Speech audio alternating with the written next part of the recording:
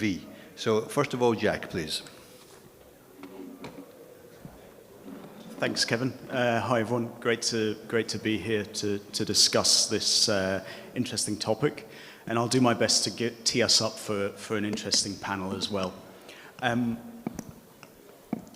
So just to give a brief overview of what I'll cover, basically two things. So one, I thought it would be slightly foolish of me not to discuss the IMO GFI and the net zero framework, to introduce a panel on decarbonisation.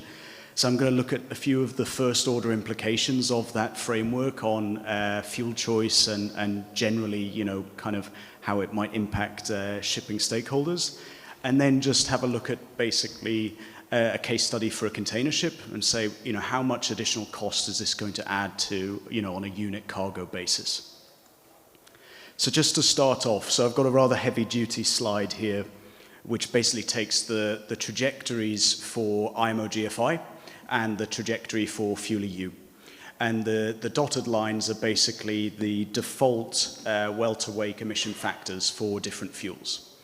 The way to read this is essentially when the dotted line crosses one of the solid lines, that's when that fuel is so-called out of compliance and will generate deficits under the IMO GFI mechanism. Key messages here are LNG is treated considerably differently under IMO GFI than under Fuel EU. So where under Fuel EU, LNG would be generating surplus deep into the 2030s, under GFI it will be paying penalties, more or less from year one or year two. And a similar case for biofuel blends as well, where biofuel blends were really a solid compliance option for the kind of the medium term. I've taken a B30 as an example there. Again, though, they will be generating deficits after a few years. But I think this is quite a simplistic way to look at this. It's sort of looking at things just from a pure compliance perspective. But the real knack here is to look at how strong the mechanism is, i.e., how does it actually work, how much penalties will be applied to fossil fuels and how much incentives will be applied to future fuels. So what I've done is I've calculated those penalties for a range of fuels. So essentially, the numbers shown here are the dollar amounts that will have to be paid on an HFO equivalent basis across each of these fuels. So this is an apple-to-apple comparison on an energy basis. So in short, for 1 ton of VLSFO, GFI will add a penalty of around $140.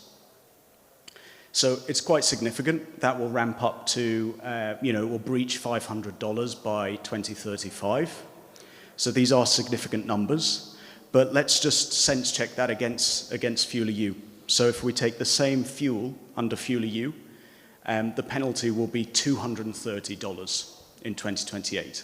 So Fuel EU is significantly stronger as a mechanism, i.e. penalties on fossil fuels will be greater under Fuel EU than GFI, even though the trajectory for GFI was more aggressive. LNG is an interesting one, where we saw it would be out of compliance pretty rapidly. The penalties are fairly marginal.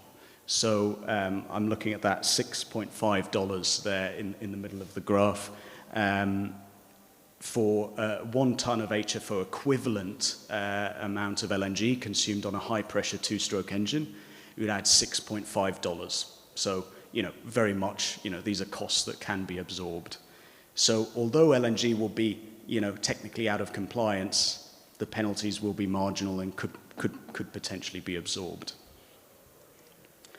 So what does this do to sort of fuel choice? So this is a sort of heat map of those same fuels.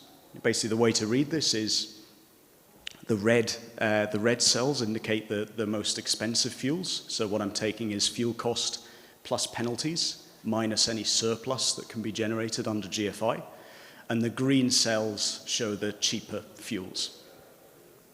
For the kind of the sake of decarbonisation, what we would want to see here is the bottom part of the graph being very green, for the future fuels of clean ammonia and so on, and the top half, the fossil fuels, to be very red. You actually see it's almost the inverse. And that shows that, just quite how the GFI mechanism works here. So where are the winners here? So we've kind of covered on LNG. The LNG, the penalties will be somewhat marginal. So LNG has strength there. Biofuels will be a big winner because you don't have the energy density challenges there. So biofuels will pay off because you can capitalize on some surplus. And then fossil fuels, again, they're actually, it will be one of the kind of cheaper ways to comply, right? To just pay for your fossil fuel and pay the penalty on top of that. There are two mechanisms that could change this graph, and this is what is kind of up for debate with the IMO. One is you either reward the fuels at the bottom side of the table, so you make the red green, and that's through adding a very strong reward factor, which is built into the GFI mechanism, but yet to be defined. So that's one way that they could change this. Or the other way is you make the green, more red, so the fossil fuels, or the yellow, I should say, more red, by basically strengthening the carbon price. So we have it at $380 per ton up to 2035. Could you basically increase that to penalize fossil fuels even more? In terms of how this will actually affect cargoes, so I prepared this example for London International Shipping Week, and it was sort of quite significant, so I thought it would be important to share here as well. So I basically took a 15K TEU container ship doing a typical Transpac trade, round-trip trade, and I've just calculated the unit GFI costs. So the dollars per FEU, essentially. So the blue bars are that metric. So we're starting at around $120 per FEU in 2028, reaching 435 in 2035. Those are significant numbers. So if we take an FEU rate of $4,000 per FEU, we're talking about going from 3% up to 11%. So this basically opens up a question. Either you optimize that cost, or you erode margins, or you pass that cost on, right? And these are really quite eye-watering numbers. So, it's definitely opening up an opportunity for companies to optimize this. Out of interest, I've just taken the same vessel and swapped 50% of its VLSFO consumption to LNG. And the payoff is there. So we see those sort of orange bars there. We go from $30 up to $300. Still significant numbers. We're still talking about percentage-wise 1% going up to 8%. But there's a significant payoff there with the swapping some of that energy consumption to LNG there. So just to conclude, and sort of then we'll jump into the panel. Essentially, three key messages here. The GFI is obviously designed to drive the uptake of future fuels. Right now, the way it's sort of structured is that the business case there is kind of there partially, I would say. And that's because of those two elements around reward factors and around the kind of long-term carbon pricing, is still to be determined. What it does tell us is that it strengthens the business case for other efficiency measures. So this pushes us down this road of saying the right way to go about this is to squeeze out as much efficiency from existing vessels and new builds as possible through technologies and operational changes and so on. The business case is there because the payback is there. Then in terms of cargo impacts, the cargo impacts will be significant. So like I showed earlier, breaching 5% on a Transpac 15K TEU trade by 2031. I estimate it will breach around 1% on a C5 iron ore trade by 2031 as well. So these are pretty scary numbers, especially for cargo interests. And then finally, on the fuel question, this is about a pathway solution We're not going to be able to just jump to the transformative solution of clean ammonia or so on. It's about those stepwise changes. So we take LNG as a great example. It's about going from fossil to bio to e-LNG over time. And, you know, of course, hopefully the regulation and the mechanism will be supportive of those transitional steps as well. So yeah, that's everything I had planned. Thank you very much.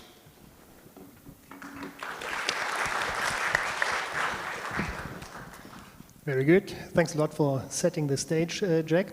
Let me introduce my other fellow panelists here. It's Caroline Young with me from Hong Lam. They are very active as a bunker supplier here in the region and also operate smaller tankers supplying cargo in the Southeast Asia Pacific region. With me is also Adrian Shakib from Everllence, to many of you still known as MAN, so the engine supplier. He's based in Singapore, head of solutions. He's 7 years with MAN. I learned that solutions is everything which is not sold based on standard terms and conditions, but the tailor-made activities like conversions of engines and so on. And to my right here, I have Steve G with me. He's the director for transportation finance at Standard Chartered. 20 years in banking, joined Standard Chartered 2 years ago, I think. Based in Singapore, does origination in shipping and offshore with clients here in the region. Jack, you set the stage for us, of course, with a strong underlying belief that GFI will be adopted in 3 weeks from now. There's some people, there's been people on stage before. There's some ship owners who've sent letters lately complaining about it rather than providing alternative solutions. There's also other classification societies who suggested to pause and rethink decarbonization, or at least the regulation on that. Audience, what's your take? Can I see some hands who believes that GFI will be adopted in 3 weeks? 1, 2, 3, 4, 5, something, yeah. That's not a majority yet. Can I see some hands who believe it will not be adopted? Well, that's about the same. Yeah, I mean, no clear majority. 80% didn't have an idea, and 10% said yes, 10% said no, roughly. What's your take here, my panelists? Are you surprised from that? What would be your take? Maybe, Caroline, we could start, because you will then be significantly impacted on what's happening. Will it come? Should it come? Yeah? So I actually, I have another role. I am actually the shipping policy chair of the International Chamber of Shipping. So this is a subject that is very close to our heart. And actually, I just came back from London, and there was a meeting with the SecGen of IMO, Arsenio, and he is confident that the net zero framework will be adopted by the MAPO parties in October 14. So he is confident. And when we asked him questions about especially US not supporting it, and US is going to be present in the meeting, and US has said that they are going to threaten tariffs and negotiations with some of the African nations if they support the net zero framework. So that actually has put a spanner in the works. But we believe that it will be adopted. The devil is really in the details. We believe that, and as International Chamber of Shipping, we believe that we need to have one global regulation instead of the EU ETS and some of the African nations like Djibouti and also Gabon, has also threatened some carbon tax. So instead of having all these regional, local, national taxes, it is a strong belief that we need to have one global regulation for global certainty for the global maritime community. Very good. Thanks a lot. Adrian, what do you think? Will it come? Should it come? Will it come? Should it come? Just before we caught up in details, I would like to just clarify, we're not discussing why we have a target, right? If we agree on that, then MEPC 83 didn't come out of the blue, right? It's just the next natural step to meet the target. Why do we have a target at first place? We are not discussing here. But it started 2013 with EEDI, which set the design criteria of the vessel efficiency of the new build. And then 10 years later, 2023, we had the EXI, the same regulation on the design efficiency of the vessel for the existing vessels. Someone said, well, it's perfect, design efficiency, you know, the design of the vessel, how much work it does versus how much emission it makes needs to have a threshold. And that's great, but the way the vessels are operated could be different. They're not necessarily designed or operated by the design, right? Then the answer to that question was CII. We rate the vessel with the actual work the vessel does per year and the emission it makes. We rated the vessels A, B, C, D, and so. Well, that's great. What's the next step? Well, it matters how much emission the vessel make, but how much emission the vessel causes in general, from well to wake. This depends on the fuel it burns. There must be a difference if a vessel burns green ammonia or biofuel or LNG or... So that's the next natural step to meet the target. Should it come, will it come? It must come, unless we will all wake up tomorrow and realize that it's all been a dream and you know, it's an illusion and none of this has happened. Unless that happens, this needs to be happening. Yeah? Steve, do you represent the 10% of saying it should not, or are you with those who say it should and it will? I mean, it's interesting that Caroline mentioned about the U.S. threats, no? Because I've also read an article about this. But, I mean, on the African countries and a lot of the global South countries, U.S. is already negotiating tariffs with them, and they're also already imposing high tariffs than other countries. I think, will it come? I think that majority will vote, and you know, it will be implemented. The question I will pose the audience for some thought, during lunch and afterwards would be, would it be a short-term win or would it be a long-term lasting policy? No? Because the tariff is probably something that is coming either way, no? But if the U.S. is taking a different position, and obviously they don't represent the majority, but they are a quite influential power, would it be a short-term win compared to a long-lasting policy, right? So that's the question that I would have, will it come? I think it will, yeah. Short-term, long-term, Carolina, I mean, your business model will be severely impacted on the outcome there.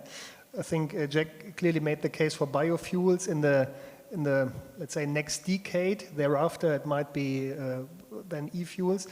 How prepared are you to deliver, 10% biofuels, say, in 2030, and maybe 35-40% of possibly biofuels in the mid-30s? That's of course a gradual shift. I mean, a very significant shift from less than 1% now to quite a lot. Where do you stand now?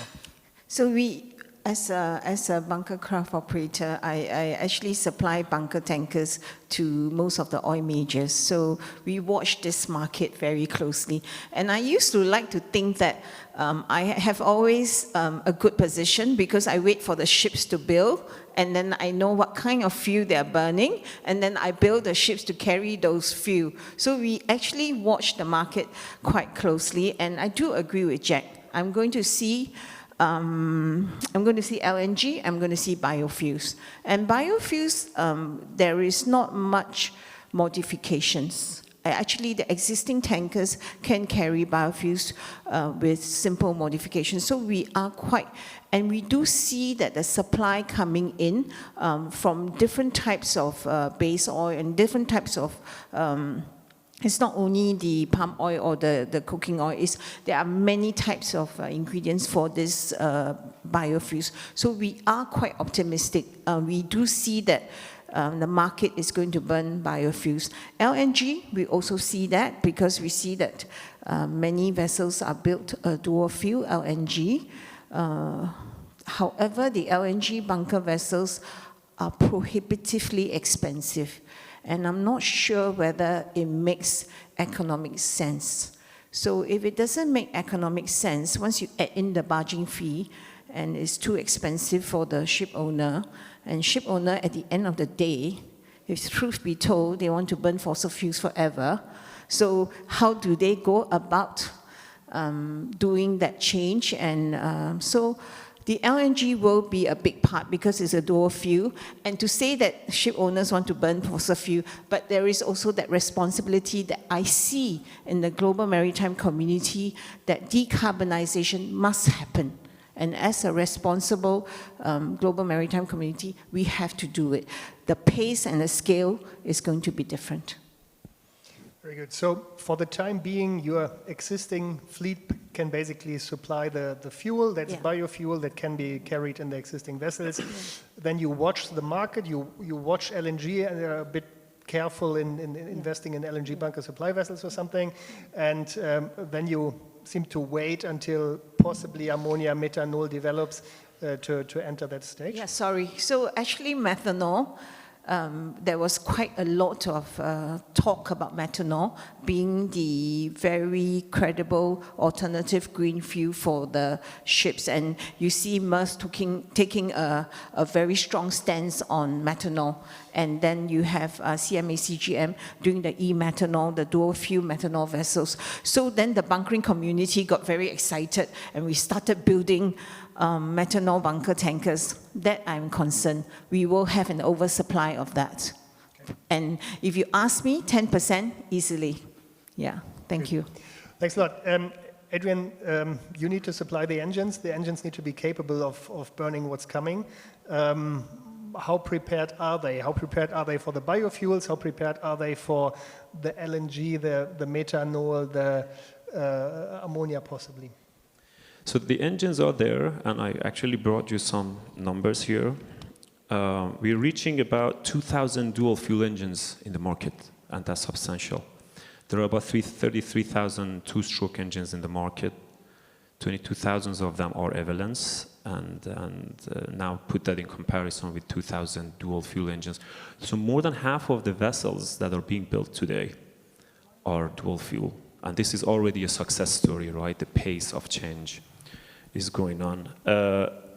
Majority of them, 1,200 plus, are methane. We don't call them LNG anymore, we say methane, right? So it's not liquefied natural gas. It could be biomethane or synthetic methane in the future. Ethane and about 90, LPG 260. And ethane and LPG are for ethane and LPG carriers, right? They're not being used in other vessel types. But methanol, 220, and ammonia, the development is done, the tests are done. But as a responsible engine designer, we work together with shipbuilders, ship owners to cover the whole ecosystem, right? The crew needs to be trained, the bunkering needs to be safe, and so on. And by the end of this year, we will have the first vessel running on ammonia. 2026 will be the a seagoing experience of the engine, and then we have it available for full sales release. The first vessels will be very large ammonia carrier or VLGC gas carrier, bulk carrier, and a PCTC. Those are the first vessels coming out. And yeah, one size doesn't fit all. So we are a technology provider. We're quite fuel agnostic about what technology. And a proof of that is actually ethanol. Because someone came and asked the question, why not ethanol? Bioethanol is widely available. And the answer was nothing but we didn't have the request. But now I saw the news that we actually had the first ethanol engine tested as well. So the future will be the combination of all these fuels, we believe. Maybe the methanol, ammonia, methane, and they're going to be a single fuel engines by 2050 still, because the way we see how it's being made today and the trend. But this trend is something we make, right? So then it opens up capacity for retrofits in the future as well. I was to ask you, how relevant is the retrofit business? I mean, some people criticize LNG to be not the end game solution. I mean, kind of you said, we don't name it LNG anymore, we name it methane, which comes from fossil bio-E sources. But the other question is it realistic to assume that I could convert and do a fuel LNG, say container ship, after whatever, 5 years, 10 years to ammonia? Or is that prohibitively expensive and you would say that's probably not a route? If you want to go ammonia, do it right away? What's your take on retrofitability, so to say? Yeah, I think technologically it's possible. Nothing is impossible, of course, but I would say that's very hypothetical. Because having a dual fuel vessel already impose a cost, and do another cost to retrofit it again is highly unlikely. So the best thing that owners can do to look at the fleet and see what can be done for that fleet specifically, and have this strategy. But again, one size doesn't fit all. Okay, that may open the door for Jack, obviously, to advise on what can be done.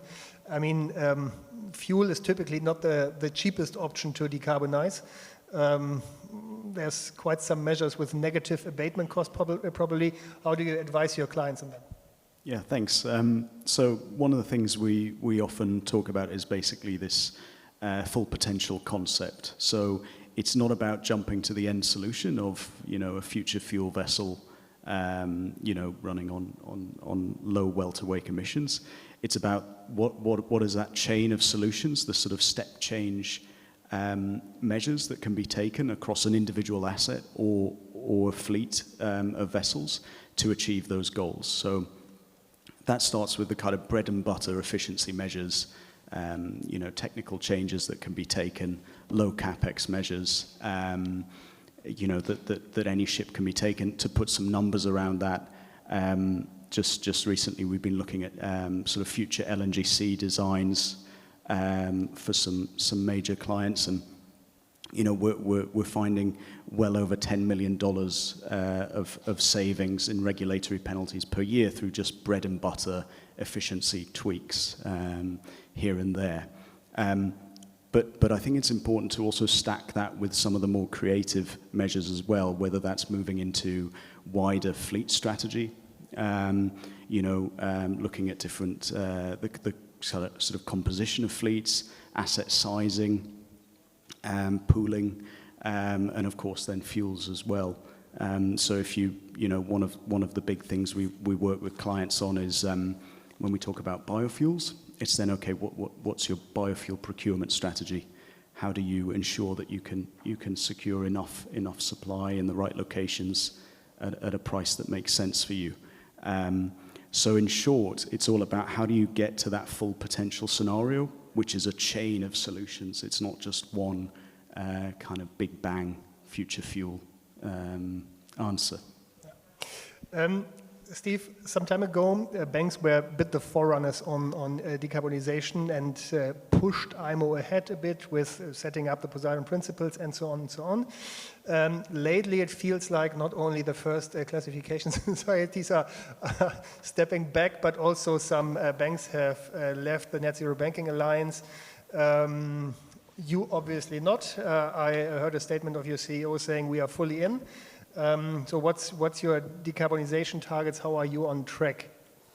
So I can say that Standard Chartered remains committed to the net zero targets by 2050. Obviously, there is bumps and with ups and downs, and in terms of the trajectory, and the way that we see is that we try to support our clients in the best way that they, in order for them to transition to greener, fuels and decarbonization, for their decarbonization targets as well. No? So, Standard Chartered is a major player regionally in many countries that require to decarbonize as well. We support them in different ways. Obviously, for us as well, in order to meet the targets, we need to, let's say, be a little bit more creative in the mix of the portfolio. No? So we support our clients, but also we try to put in the mix, greener assets and newer technologies and so on. That was what you had in mind with mix. I was thinking you say Poseidon principles are favorable in some segments and unfavorable in others. So therefore you select the mix, but that was not what you said. You said within a segment you pick the better vessels, right? Yes. But we are, we do have the Poseidon principle trajectory ourselves. So we are mindful of that. But what I'm trying to say is globally we try to also think about ways we can adopt newer technologies and support clients in that regard. I heard Abhishek quite proud yesterday saying you are the second best or have been the second best in last year's Poseidon reporting. That's good. How specifically do you do that with clients? If you see somebody year after year not being aligned, what type of performance talks do you have with them then? Retrofitting or leaving? So a lot of our clients, so what we did when we joined Poseidon Principle is in our terms discussions, we do have Poseidon Principle clauses in our documentations, no?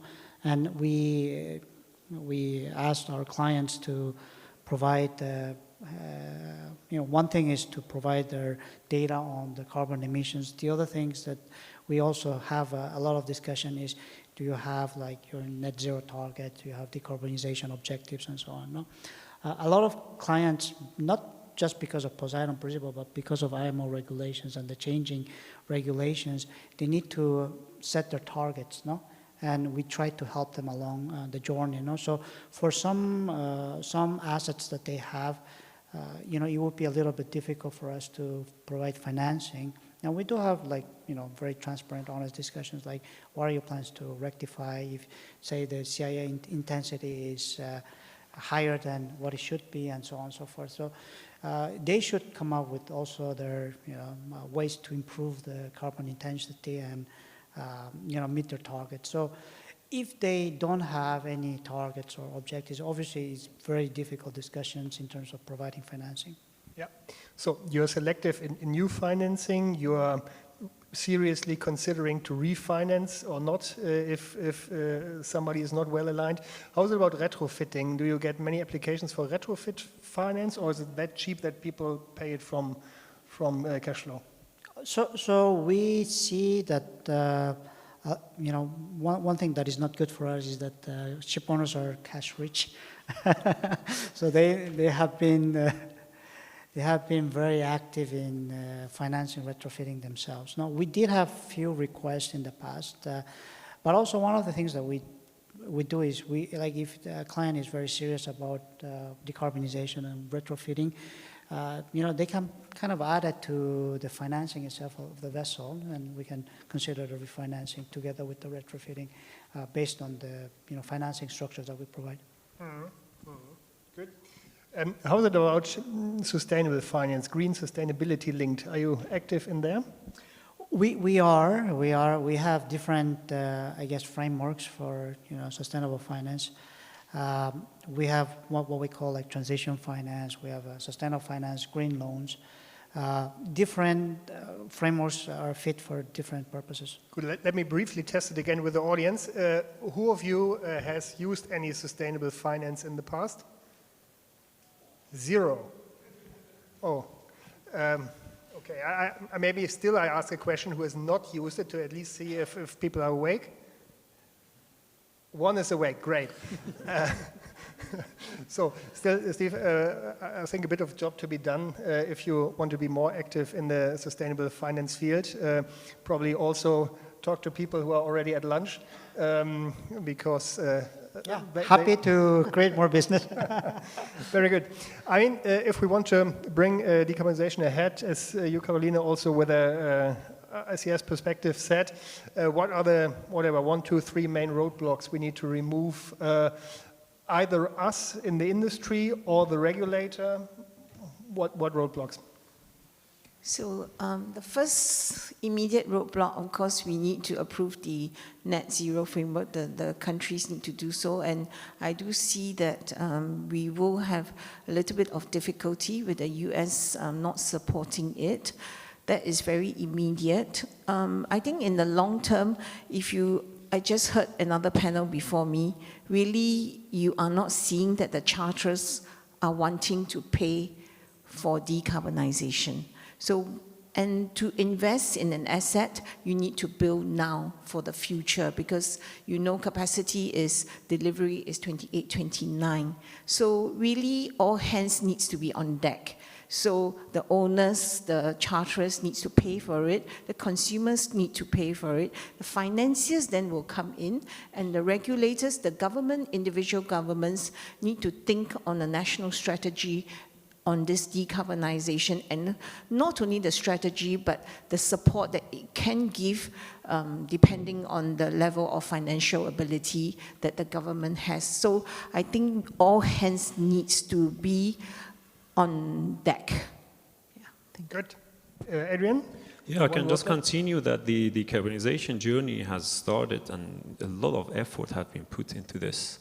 We are in the middle of the way, there is no way back, and we need the regulation to come in to make the green profitable and competition fair. And that's exactly what's happening. And those who don't support it, I don't hear any alternatives. We can complain about every solution we have out there, but what's the alternative? What do you suggest instead? And the moment you ask that question, there's silence. So, yeah. Good. Steve, your take, the roadblock? Yeah, so I echo Caroline in the sense that it's a lot of investment, so the community has to be aligned, and charters, I guess there's some improvement in some countries where they have their own net zero targets, and the charters are willing to pay the extra dollar. No, but I think that's also very, very key. Yeah. Yeah. Jack? Yeah, just to add, I mean, I'll give one practical one and one more, conceptual one. So one practical one, alongside the net zero framework, what we need is a really robust sustainable fuel certification scheme to make sure that we have an even playing field across, proof of sustainability and fuel quality and reporting standards. That's really key, to ensure that that's a fair scheme. And then the other thing I would add is basically risk appetite. I think, we see this as being, the energy transition is obviously a very regulatory-driven market in shipping, but there's some real commercial opportunities within that, those challenges. So it's about finding those commercial edges kind of in the margins. I think that would be a roadblock, just risk appetite. Can I just also add, because ships trade globally, so I emphasize that point, we need to have one regulation. And I would also, not to put Steve on the spot on these Poseidon principles, they have different matrices that they imposed on ship owners when they do the carbon emissions calculation. And at that time, Poseidon Principle said that I came up with these matrices because the IMO has no matrix. So now if we have that GFI and the carbon pricing mechanism, we would really appreciate, as the global maritime community, that the Poseidon Principles are aligned as well with the IMO regulations, same for EU ETS. So we have only one for the ship owners to only deal with one matrix. You see me smiling a bit, sorry, but we are in year 6 of the Poseidon Principles, and we have the 8th version of the technical guidance. At least I have the 8th version of my computer. Maybe it's 9th or 10th available or so. Yeah, I would hope for a significant step ahead and leave the kind of traditional methodology there to rather adopt to something which is which meets today's regulation and which meets today's knowledge. Yeah? One more thing, so we cut off in details can get complex, but it's really simple. We pay for the fuel, we pay for our emission. We emit, we pay. So that's the bottom line, and then we can build on top of it, right? The mechanism and the details could be complicated, but it won't be more complicated than the finance system we built today or the regulations we have. I mean, overall, I sense that most of us players from the industry, we are prepared. I mean, you have the bunker vessels which can supply the bunker fuel for the coming years. You are working on the engines and basically happy to sell them or retrofit them, as I understand. I think we heard enough. All banks are sitting on piles of cash and want to spend it. So if decarbonization costs a bit of capex, probably you're not super unhappy with that. Do we need to wait for the price willingness of the charterers?